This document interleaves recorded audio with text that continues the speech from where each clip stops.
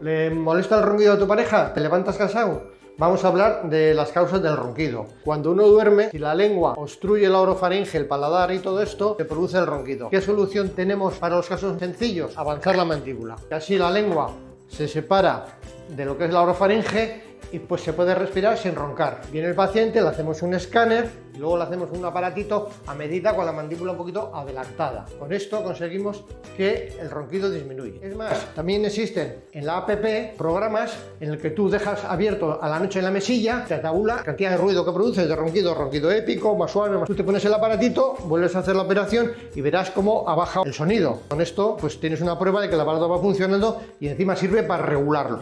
Pues con esto espero que te sirva, vaya de vacaciones.